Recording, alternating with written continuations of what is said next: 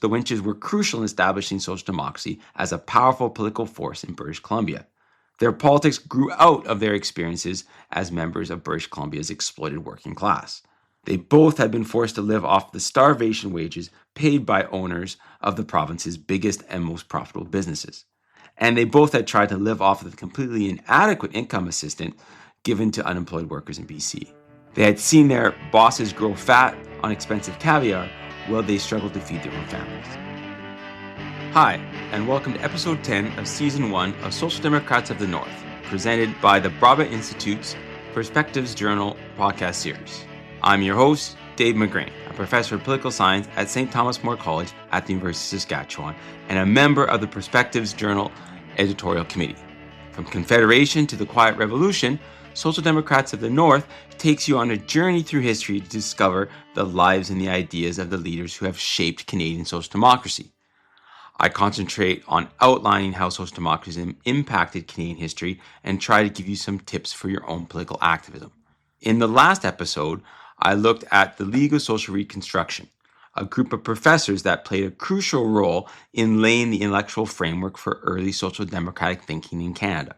In this episode, I want to examine the origins of social democracy in a part of Canada that I have yet to talk about, a part of Canada that is sometimes referred to as the left coast.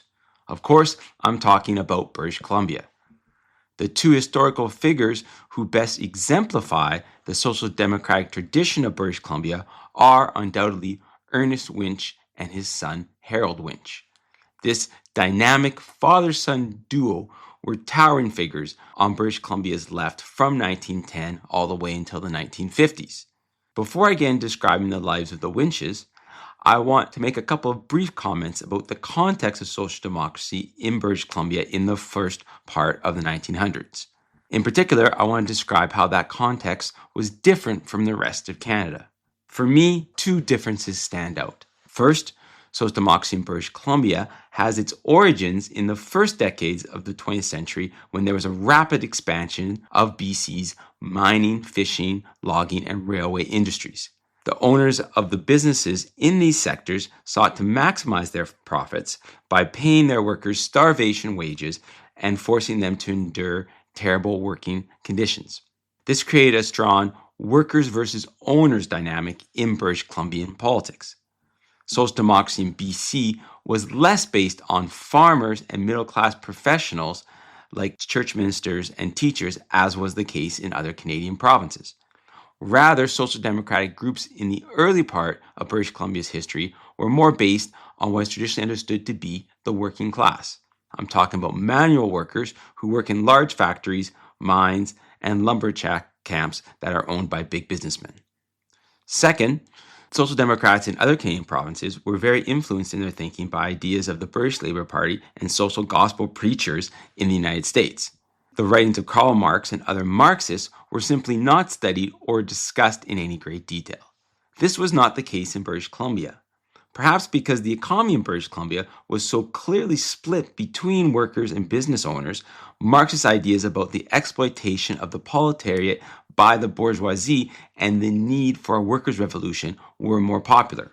This is not to say that the ideas of the social gospel and the British Labour Party were not influential on British Columbia's left. They were. But there was consistently a sizable group of left-wing activists in British Columbia in the early 20th century who read and quoted Marx, and this was not something that was found in other Canadian provinces. With this context in mind, let's take a closer look at the story of Ernest Winch and his son Harold.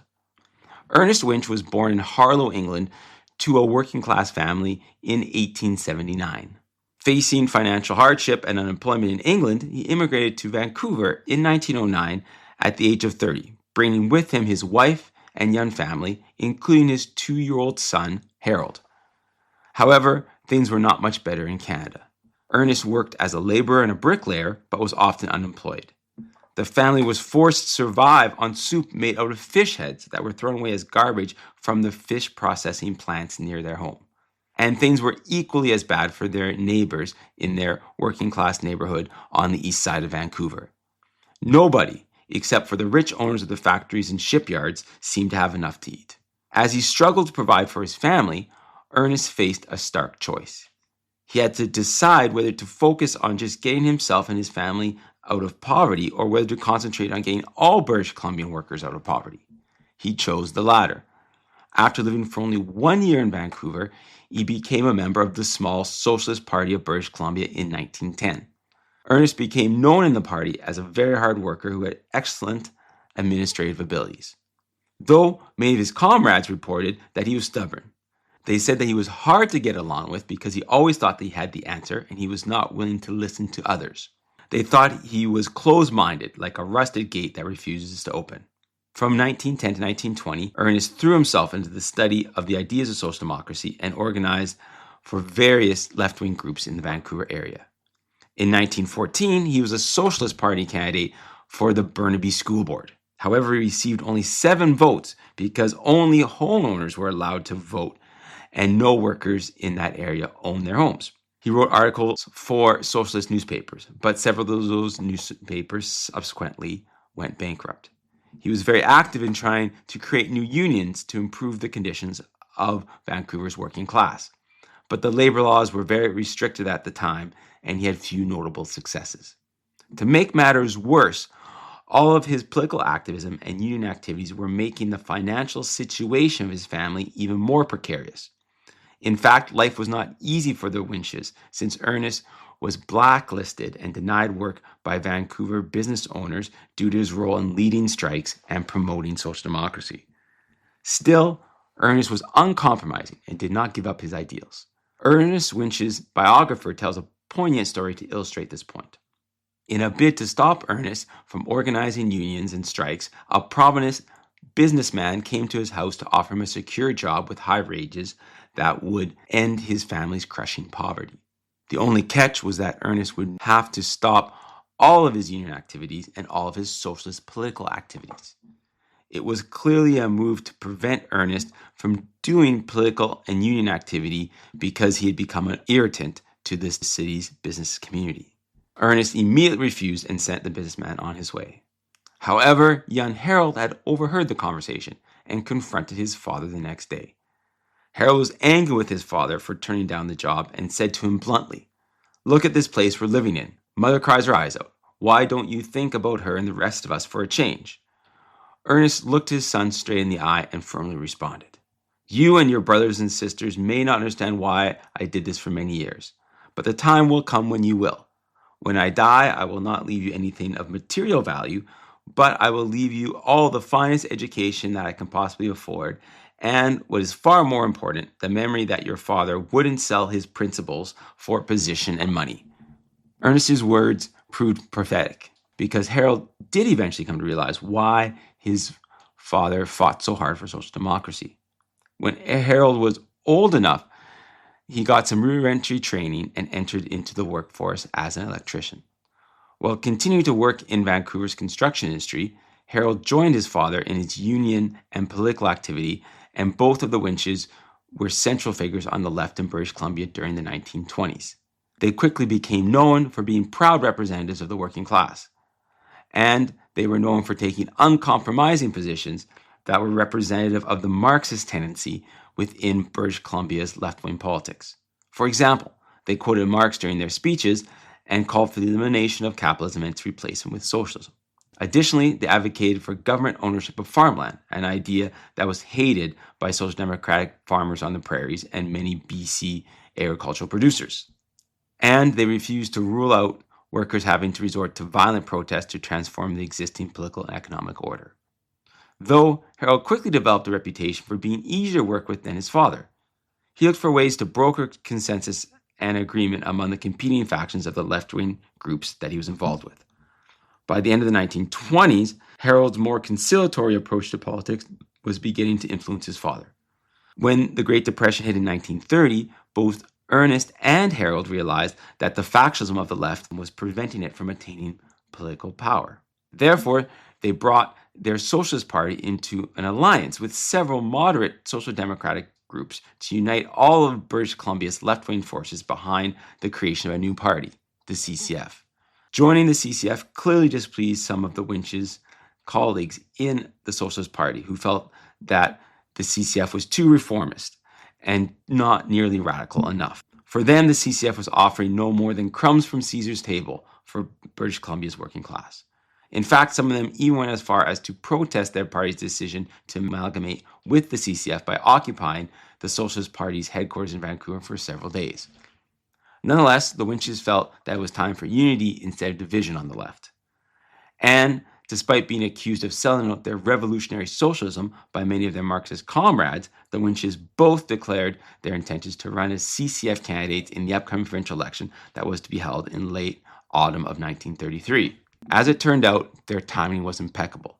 It was the height of the Great Depression, and British Columbians were extremely dissatisfied with the political status quo. They decided to throw out the conservative provincial government in favor of a liberal provincial government. Voters also surprised many political observers by electing the Euro TCF as the official opposition, with 33% of the popular vote and 7 seats. It was a remarkable turn of events, and it instantly propelled the BC CCF into being the government waiting in the provincial legislature in Victoria. On top of it all, both Winches won their seats. They gained instant notoriety as the first father and son to be elected to the provincial legislature in British Columbia at the same time. Unfortunately, the BC CCF was plagued with infighting in the years immediately following its historic 1933 win. To simplify it a bit, one faction was more moderate, more middle class, and based its ideas on the social gospel tradition of socialism. Robert Connell, the leader of the BC CCF, headed up this faction.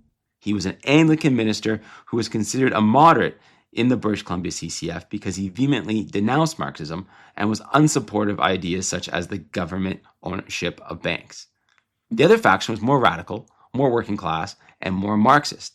It was headed up by Ernest Winch and Harold Winch. In the name of left-wing unity, the Winches had tempered some of their Marxist language and accepted more moderate reformist ideas during the 1933 provincial election. But now, the uncompromising nature of Ernest Winch's personality came to the forefront, and both of the Winches declared that the moderation had gone too far. They worked against Connell's leadership because they regarded him as too timid and too middle class. They thought that he whispered when the time had come to yell. Instead, they wanted a bold leader that came from a working class background and had a strong commitment to the ideals of Marxism. Vicious infighting between the two factions of the BC CCF ensued. Eventually, under pressure from the left wing of the party, Connell was expelled from the BC CCF in late 1936. With little time to choose a new leader, the party decided to contest the April 1937 British Columbia provincial election without a leader. Surprisingly, it maintained many of the gains that it had made in the previous election, winning 28% of the popular vote and again winning 7 seats, though it fell 1 seat short of forming the official opposition. Both Ernest and Harold Winch were re-elected, and they were able to consolidate their control of the party with Connell now out of the picture. But who would become the leader of the BC CCF? Would it be the father or would it be the son? Harold had always been the more dynamic speaker. And at the age of 31, he was more handsome, energetic, and charismatic than his father, who was about to enter his 60s. He was also better liked in the party because he had a reputation for being more practical and more accommodating of the views of others compared to his father. In 1938, Harold Winch was duly elected as the leader of the BC CCF, and his father, Ernest, became his chief lieutenant, both inside and outside the legislature. Interestingly, becoming the primary leaders of the BC CCF calmed the radical tendencies of both father and son. Harold's pragmatism was becoming increasingly dominant over Ernest's inflexibility. Harold concentrated on his parliamentary duties of criticizing the sitting Liberal government and moving bills and amendments from the opposition benches to improve the living conditions of the working class. While the Liberals and the Conservatives in the legislature usually teamed up to vote down Harold's suggestion, he won some small victories. For example, he succeeded in convincing the government to raise the level of income assistance for mothers of low-income families. And he forced the government to make improvements to workers' compensation that helped workers who were injured on the job. For his part, Ernest adopted an innovative legislative strategy that was much more reformist than it was revolutionary. Using the access that was granted to him as a member of the legislature, he visited provincially ran institutions such as hospitals, prisons, and asylums to meticulously document the deplorable conditions that he often found. He would then publicize what he found in speeches in the legislature in front of the members of the media as a way to embarrass the provincial government. Using this strategy, Ernest was able to force the government to make many small reforms that improved the lives of British Columbians. Examples include better working conditions for nurses, the creation of rehabilitation services for young offenders in prison, and more humane treatment of the mentally ill. Well, the Winches still occasionally peppered their speeches with rhetorical Marxist flourishes about the need to bring capitalism to an end. They were actually quite focused on small improvements that could immediately be made in workers' lives. As a result, the Winches were sternly criticized by the dwindling minority of Marxist members in the BCCCF. They were branded as traitors for concentrating too much on modest reforms and not talking enough about the massive changes needed to begin the transition away from capitalism to socialism. However, BC voters did not seem to agree with the Marxist critics of the Winches. Instead, they were quite impressed with the work that Harold and Ernest were doing in the legislature. In the 1941 British Columbia provincial election, the CCF won 33% of the popular vote and 14 seats, reducing the Liberals to a minority government. Harold Winch became leader of the official opposition, sharing a desk with his father right across the aisle from the premier. The BC CCF had wind in its sails. Harold Winch appeared to be poised to be the next premier, with his father surely playing a very important role in his cabinet. Alas, it was not to be. Up to this point in British Columbian politics, the Liberals and the Conservatives had always ran candidates against each other in all ridings, and they rarely cooperated with each other in the legislature. But in an effort to keep the CCF from gaining power, the Liberals and the Conservatives formed a coalition government. Then they decided to run a joint slate of candidates in the next election. The marriage of convenience between the Liberals and Conservatives to deny the CCF power ended up being an effective political maneuver. The coalition, as it became known, won the next two provincial elections. Led by Harold and Ernest Winch, the British Columbia CCF continued to battle in the legislature and during elections against this alliance of Liberals and Conservatives. However, this BC CCF was never able to form government. Harold Winch stepped down as the leader of the BC CCF in 1953 and went on to have a long career as a CCF and NDP member of Parliament in the House of Commons until 1972. Ernest Winch died in 1957 at the age of 77, while still sitting in the British Columbia legislature as a CCF MLA. Overall, I think that Ernest Winch and Harold Winch played an important role in Canadian political history for two reasons. First, the Winches were crucial in establishing social democracy as a powerful political force in British Columbia. Their politics grew out of their experiences as members of British Columbia's exploited working class. They both had been forced to live off the starvation wages paid by owners of the province's biggest and most profitable businesses. And they both had tried to live off of the completely inadequate income assistance given to unemployed workers in BC. They had seen their bosses grow fat on expensive caviar while they struggled to feed their own families. Therefore, in their political rhetoric, the Winches established a strong worker versus bosses dynamic. The CCF was the Workers' Party of British Columbia, and the BC Liberals and the BC Conservatives were the party of the bosses. In fact, the BC Liberals and the BC Conservatives were so much in the back pocket of the bosses that they put aside whatever minor differences that they ever had to keep the CCF out of power. In this way, the Winches helped to create a strong class dimension to BC politics that endures to today. While the CCF never got into power in BC, its successor, the BC NDP, has been in power several times. To a great extent, BC politics is still defined by a left-wing party representing the interests of workers versus a right-wing party that is all too happy to do the bidding of the province's business community. Second, Ernest and Harold Winch are really the only examples of electorally successful politicians in Canada who explicitly call themselves Marxists.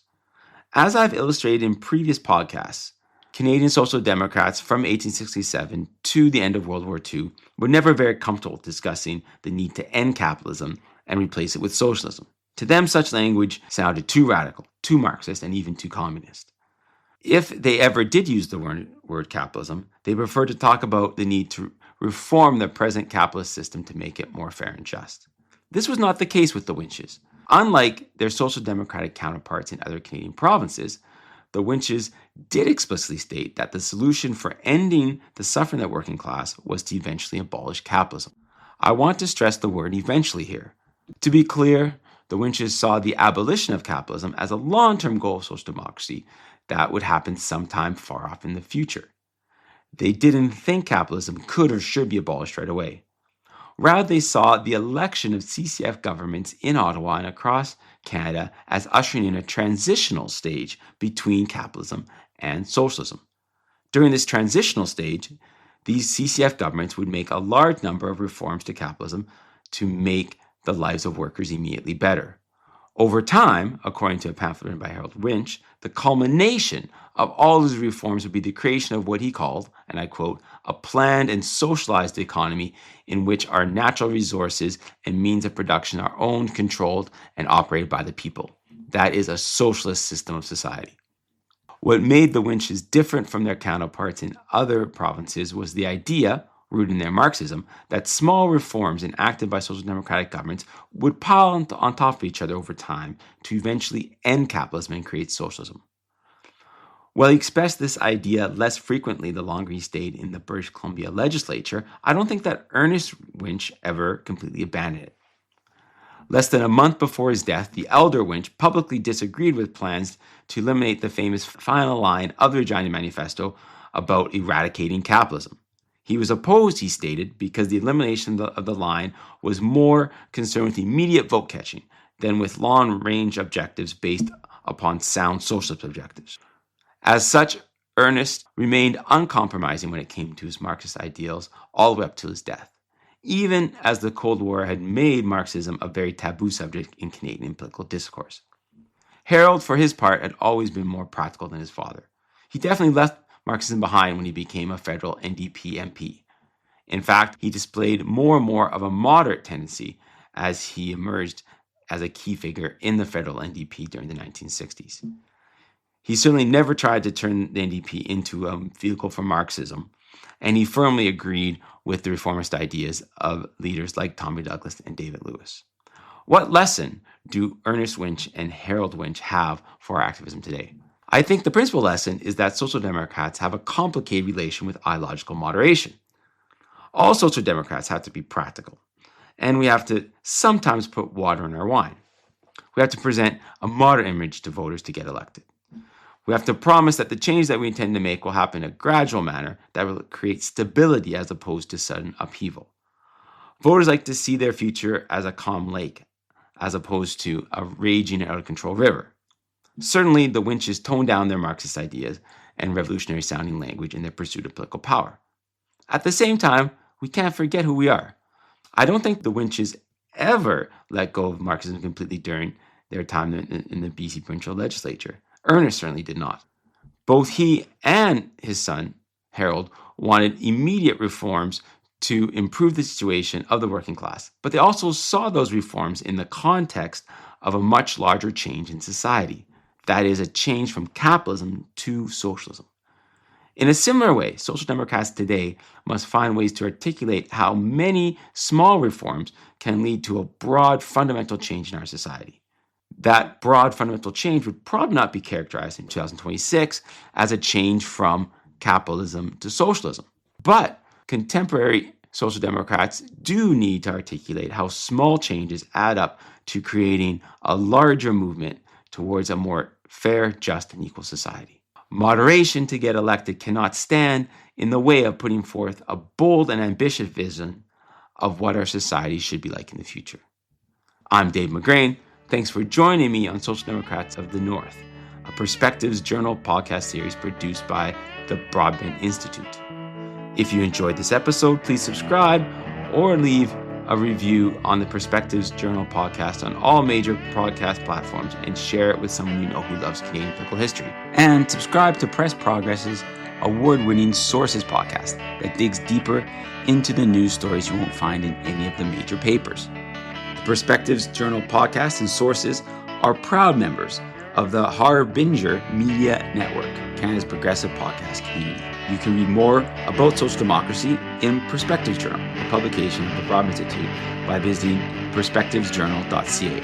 And for more information on the work of the Broadbent Institute, subscribe to our mailing list at broadbentinstitute.ca/subscribe. Next time, we will look at a group of radical Catholic priests from Quebec who were not afraid to speak out against economic equality and call for greater social justice. Until then, keep questioning the status quo and stay social democratic.